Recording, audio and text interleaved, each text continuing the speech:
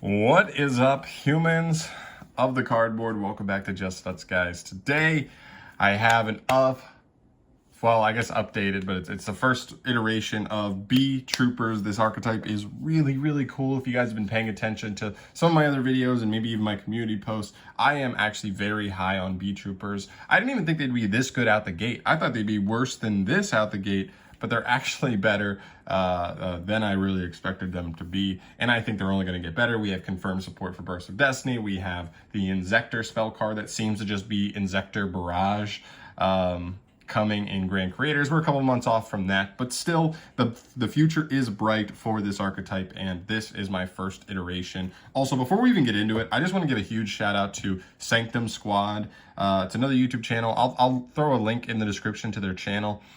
They did a test hands video and a deck profile for their first iteration as well. And I gotta say, guys, it's really solid. Like, there's obviously going to be some differences between the two lists, but when I saw his list, I was like, this is the closest thing I've seen on the entire format of YouTube to what I envisioned for this deck. And so they're doing a great job. They're killing it. I've been having a little bit of discussions in the comment section with them about certain texts and stuff. So definitely check them out if you like BEETROOPER stuff and maybe some other content as well. Just throw that shout out down there because, yeah, I want to. Anyway. Moving on to the list, let's get into this.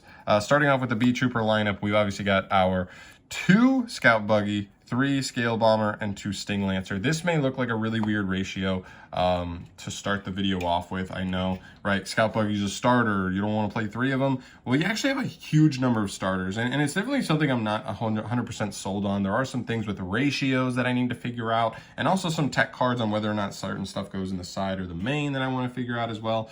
But yeah, this is where I am here. I'm actually pretty firm on Sting Lancer at 2. There's only 2 search targets in the entire deck. We play them at 1. I think you should be playing them at 1. And so you use the first copy to search the first one and the second copy to search the second one. Otherwise, it can be nice graveyard disruption throughout like a longer duel, but you have ways to shuffle this back with like Pico Felina and other cards as well. So recycling this is not really a problem. I don't really think the third copy is super necessary. Scale Bomber is a really great extender that also can be interruption. And then Scout Buggy, like long story short, we just have like 11 legit starters in the deck with like another 1 or 2 like pseudo starters. And so you can see 2, you just don't want to see 3. And I think when you play too many, you're going to start seeing 3 and losing to 1 hand trap much more often. So I don't want to do that. So for now, I'm just playing 2. It's all you need just to make him live. Like I said, we have Pico Felina to shuffle a copy back, and really good. But he gets you into Cicada King, which is really huge. Because Cicada King is actually really nice. I thought Cicada King was mediocre at first, but upon playing it more and more, it's actually really nice. Okay, moving into the Battle Wasp package. You're kind of just going ham on the Battle Wasp because they're actually really good.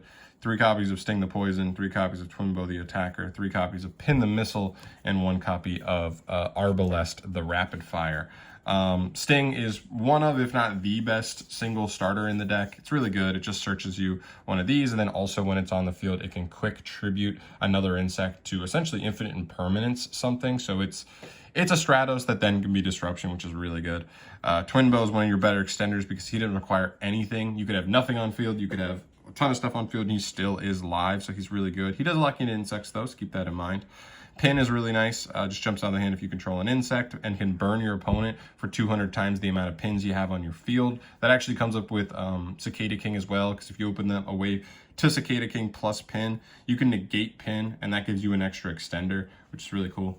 And then Arbalest is one of your best follow-up cards. The idea here is we have ways to like summon Sting during our opponent's turn to get a search for follow-up, and that's where you grab him, because then after maybe you link off Sting, you go Arbalest revive Sting, Sting get another search, or something else. I mean, you could have a Buggy engrave, you could have a Resonance or something engrave, and just get, it's a +2 like on the follow-up, which is really strong. So that is your package there. Got multiple extenders. You really want to see extenders, but you also want to see like 1 to 2 starters in the hand. So I'm just trying to really fudge with those numbers and see where we find the best middle ground of all those numbers. Anyway, let's get into some busted generic insect stuff. Resonance Insect, this is the best card in the deck, hands down. Yeah, not once per turn, searches a level 5 or higher insect when it's sent from field to grave. I'm sorry, if it's sent from field to grave. Keep that ruling in mind. Definitely don't miss timing here. And if it's banished, you can send an insect monster from deck to grave. So it's a non-once per turn, like search a high-level insect and Foolish Burial for free. Like, card's crazy. One Goki Pull. You only need one. Ideally, like one, you can put it back with a Pico Felina and send it again, or revive it and link it off or whatever. But long story short, you get to this so easily. Seeing Resonance is fine because it's not a hard once return, but opening Goki Pull means you won't be able to send Goki Pull off of Resonance when you go that route. So you do lose a little bit of value there. So that's why we just played it one. You don't really want to see it. And I'm not even playing a vanilla. You could also try, like I've seen you could also potentially try and play like a vanilla or two with stuff like Unexpected Die, but if you do, Primitive Butterfly becomes a little bit worse, so there's definitely some weird things there. But I think this is the right ratio, 3 and 1 for those. Busted, so good. Okay, this is gonna be another little thing. This is like a pseudo starter, so I'm putting it here. Double Retaliating Sea. This card's crazy. If you don't know, this is a hand trap that we don't see very often, but it says if either player, when your opponent activates a spell card that includes an effect that special summons a monster. So Polymerization, any kind of fusion spell, that's a really interesting one because like a lot of decks are fusing right now. You also got ritual spells trigger this. Anything that summons a monster, and it's a spell. You can summon this from your hand to your side of the field, and while this card is on the field summoned that way, any card, any face-up, any card sent to the graveyard is banished instead. Not from field, it's just period. Anything sent to grave is going to be banished while it's face-up on the field like that. And it has an additional effect that makes this card so freaking clean in this deck. If this card is sent to from the field to the graveyard, you can add an earth insect monster with 1500 or less attack from your deck to your hand except for itself. So that can search Retaliating Sea. That can also search Goki Pull, but the big one I think is like if we ever see anything happen on the FNL list, this searches Max C. Crazy. Really good though. I could definitely see the argument for playing 3. I just think it's a pseudo starter, so it does add like going first to the number of starters in our deck. And again, I don't want to overly brick on too many starters and not enough extenders. And it's also super searchable throughout the combo. You're just adding it off of Goki Pull, and it's a pretty nice hand trap to end as part of your board. Now for some generic insect extenders, triple Primitive Butterfly. Not the best extender. This card, like I read this card and then it makes me sad that like it's not Red Layer. Like Red Layer is just actually 2000, so it can actually apply pressure in the battle phase to certain stuff, whereas this does not. It's 1200, 900. And Red Layer has the ability to like add extra copies of himself engraved back to hand, so extra resources. This card does not. So yeah, it's just like really bad Red Layer, but it's an extender nonetheless. It's a pretty good one. It puts an insect on field without your normal summon, and that is worth something at the end of the day. So triple that. One Aztekapede and one Doomdozer. These come up specifically as extenders off of Resonance and Goki Pull. Goki Pull can search Aztekapede if you need the extender instead of the hand trap.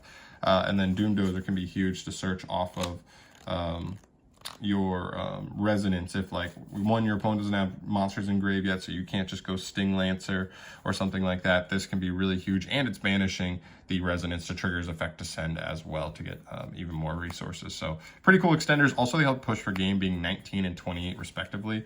It's pretty nice actually, just you know, to help push that damage for sure. All right, and then for the spice. So this is definitely probably the spiciest part about my list. One copy of Speedroid Terratop and one copy of Takatomborg. This is just one of the best extenders in your deck, plus another card. It's actually not completely dead. If you look closely, we actually play like double Scout Buggy, double Sting Lancer, plus all 10 Battle Loss. So there's 14, 15, 16, 17 wind monsters that you just play that you could draw Takatomborg with to just make him live. Again, he's not an insect, so he's not necessarily helping that way, but he can help you make primitive. He can potentially help you end on the primitive play, which is cool. Hagakure Mino takes any two monsters with different names, so it can get you into insect stuff. It's not completely dead to draw, but Terratop obviously is just insane because it's like without your normal summon, either a Gossip Shadow, which helps you play through Nib or just beat Nib or any hand trap, or it will, it's just one card, Cicada King, which is going to be a walking imperm plus another extender as you try and go out throughout the rest of your play. So really cool. I've had some hands where it's like really good to see that the Tekatonberg's fine. I'm playing it right now. This is a proxy. This is Contact C, literally just waiting in the mail for it. Just one copy. If you don't know what Contact C is, it's kind of like a tech card in the meta right now. If your opponent normally special summons, you can summon it to their side of the field as a hand trap. Then while it's on their side of the field that way, they cannot like link, fusion, synchro, or exceed summon unless they can use it as material. And so there are certain decks that are just play a certain way, and they literally can't go into their extra deck while that card is on their field. So it's actually pretty good, and the fact that it's searchable is clean. It just doesn't have like a synergistic effect like Retaliating C's search effect to make it more than just a one-of. But it's still super searchable. You try to end on this a lot, and it's really good versus the meta as a tech card. 1, Godarla. This is really cool. The deck can search Godarla and Kumungus really easily. The one thing I'll point out here is I'm going Godarla over Kumungus because of 2 main reasons. The first thing is that this thing's lowest stat is 1600 defense, so I can give this to my opponent, and I have multiple extra outs to it that are super easy and clean, right? Sting can beat over it in defense mode. Arbalest can beat over it in defense mode. Aztekapede and Doomdozer can beat over it in defense mode, as well as like Primitive Butterfly and another card that we'll get to. Whereas Kumungus being 24-25 makes it so like your only ways to walk over it are almost exactly Doomdozer and like a boss monster from the extra deck. That is it. So like I think just playing this, you have so many more easy, just like clear this, no problem outs to it. The deck doesn't have a ton of removal. And so I like this one. Also, you never know when you'll run into Bird Up or any deck, like Flundereeze is going to come out and they may abuse Barrier Stature the Stormwinds. This can be a really clean, this actually outs that, whereas Kumungus does not. So I think this is, if you're going to play one, I think this is the correct one to play. Then for the spells and traps, 1 BEETROOPER formation. This card's really good, but it's not an amazing extender, I would say, because we're only playing the 7 BEETROOPERs in the main, and a lot of times if you just draw Sting Lancer, he isn't extending himself, and you're not getting to him until like the end of the turn. And so this card isn't consistently like super live. Now you can just get to like Armor Horn and revive it, but it's better as a follow-up than it is like as an extender right now. We'll see when the next support comes, how many other good BEETROOPER monsters we get. But for now, I think just one of this is fine. The idea with the Sting Lancer is you're trying to just like search the counter trap off the first one and then hold the second one in hand so that it's a disruption on your opponent's turn in their graveyard. And then it also searches you formation for really nasty follow-up. 1 Monster Reborn. This card's just an awesome extender. I don't need to explain that at all. And Double Pot of Prosperity. So this is not a must in the deck. I want to preface this. I know a lot of people are going to see this and be like, no, my budget, insect deck isn't budget anymore. You do not have to play this.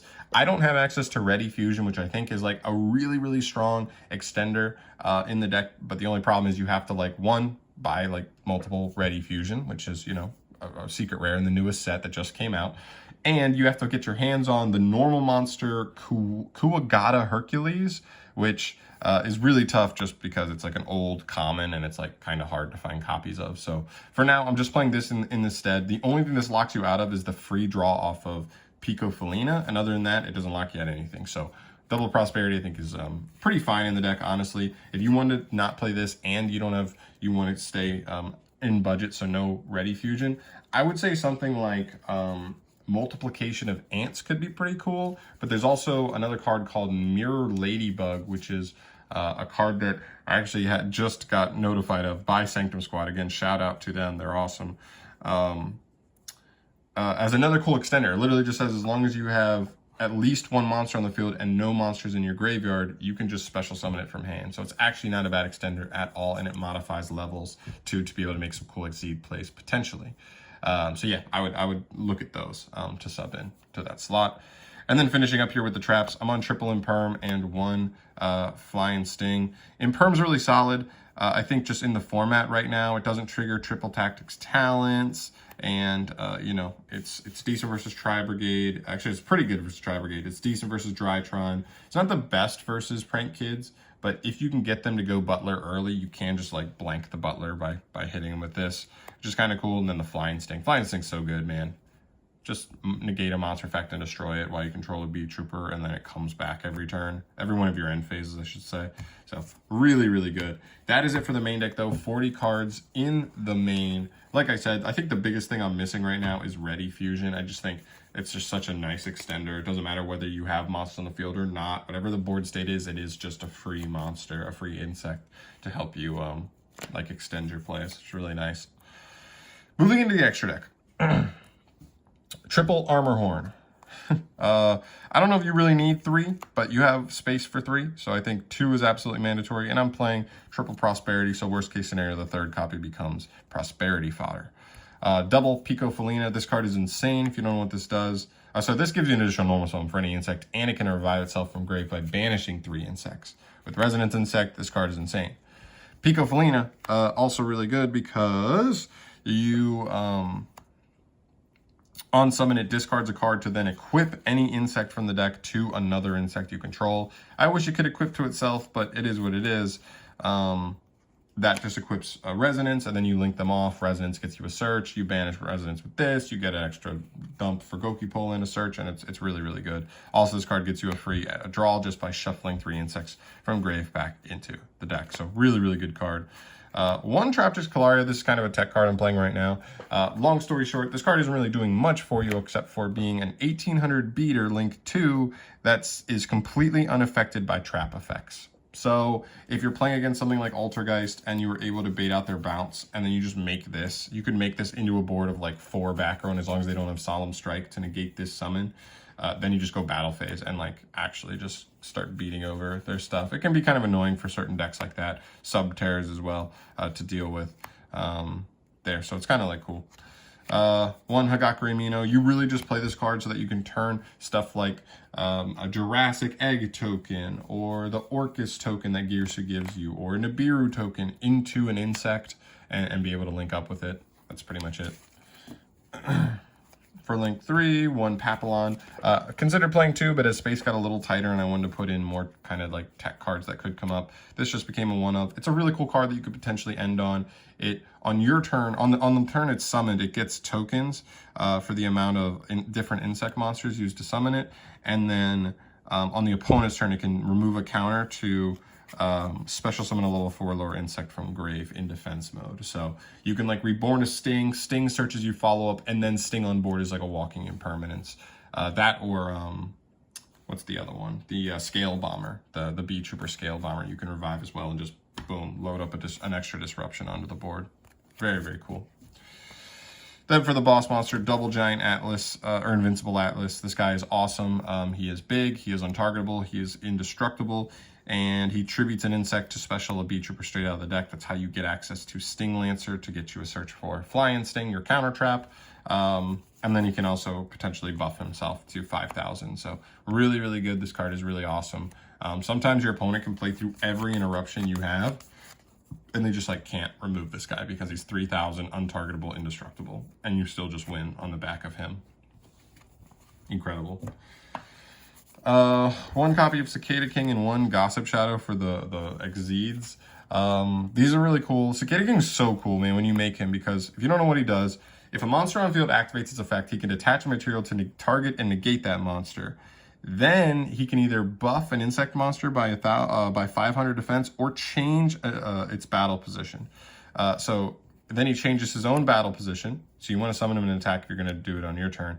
Switch him to defense mode, and then when his battle position changes, he can special summon an insect from hand or grave in defense mode. So really nice extender, can pull stuff out of the hand or out of the grave, which is really good, and even on the opponent's turn. You can do this on your turn to extend and then still have the disruption, and even do it again on your opponent's turn. Such a clean card.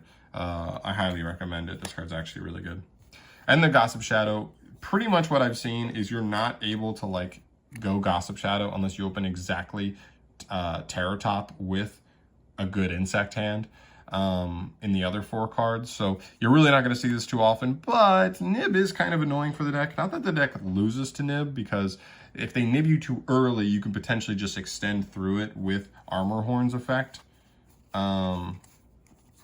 And if they nib you too late, it means you've already added like 3 hand traps to hand, and you probably have the counter trap, which means you still have all the disruption. They literally just traded nib for the Link 4. Like, that's it. So that's pretty crazy. And then, so yeah, it's kind of cool. Just helps you like kind of play around like certain hand traps in some hands. And then for like just helpful utility, one of Link monsters, Almirage. This can come up in very specific hands where you just have like resonance in hand and not good extenders. Going second, you could literally just normal resonance Link for this, search Godarla and clear their monster. And like sometimes that can actually like be really clutch if they don't like realize you're about to search a kaiju. Phoenix, the deck has no back removal whatsoever. I'm almost thinking about siding one copy of like Traptrix Myrmelio just so you can like Papillon it back on your opponent's turn and like pop a back row with it. But other than that, Phoenix, you need something like, so you don't lose the Tikaboo essentially. This card can help you not lose the Tikaboo, I guess. And then access code. Yeah. Your deck, you only have a couple cards that actually lock you into things. The cards that actually lock you into stuff are this while it's on the field, this while it's on the field. So clearly you just have to like link them off and like that's not a problem. Then from the main deck, Buggy does it, but again, it's only while he's on the field. So just link him off, exceed him off, whatever, and that will not be a factor. And Twinbow. So Twinbow is really the only problem card as far as access code goes, because he says for the rest of the turn you can't special summon for the extra except for insects. So, you know, if you have to use him, then you have to use him. It is what it is. But really, really cool that you can still take advantage of something like access code. I've also looked at certain packages with Zeus, whether it's like number 20 Giga Brilliant. It's just a rank. It's a generic rank 3 insect that like just can buff itself to like 2100 attack, whatever. It can just make like this guy like a 1-card Zeus essentially, which is kind of cool. So there's just little nifty things you could look at there. There's also like the Mirror Ladybug could potentially be an extender that makes weird plays into Zeus using maybe even stuff like the Inzector monsters, because they are weird rank, but that Mirror Ladybug can adjust your levels. So kind of cool. There's some interesting plays there. Not sure if it's going to be worth an extra deck slot here and there, but I'm just going to have to keep testing, figure things out, and go from there. I really do want to show you real quick before we end things off here. There's a couple things I would play in the side. I would play the 3rd copy of Retaliating Sea. You should just have 3 of this in your deck somewhere. The other 2 copies of Contact Sea, like I said, I don't have it, but play all 3 of Contact Sea if you can. And then I'd play like this package as well. Like I'd play like Kamungus, another kaiju, and then 2 kaiju slumber. It's really good. It means going second, you can like potentially scare your opponent with this, and later on this will search you for another kaiju. But if it resolves, it's going to clear your opponent's board and give you an insect on field. So it's essentially like it's essentially just like an e-telly for an insect to your field, while at the same time like clearing stuff from your opponent. So the ceiling for this card going second is so crazy.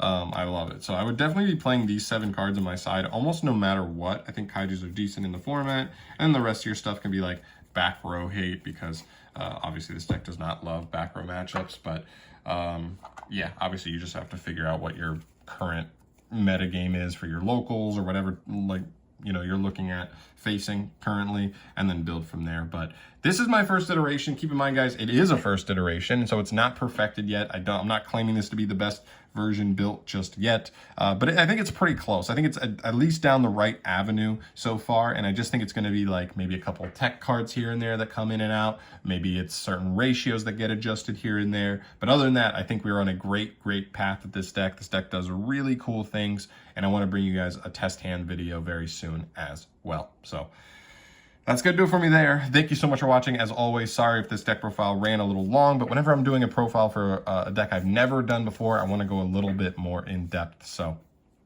thank you again for watching. Subscribe to the channel if you want to see more videos from me in the future. I'm going to do some test hand stuff with this. I might do some just generic combo videos with this, but it's one of those decks where you can just open like any combination of like 2 or 3 cards and like it kind of works. So maybe test hands is just better in general to give you an idea of that. But yeah, we will see when we see. So thanks again. Let me know in the comment section any ideas you might have for the list. I'm always listening on stuff like that. I'm just one guy doing my best to build the best deck I can. So I'm always taking suggestions. Thank you again. Subscribe if you haven't. I will see you in the next video. Peace.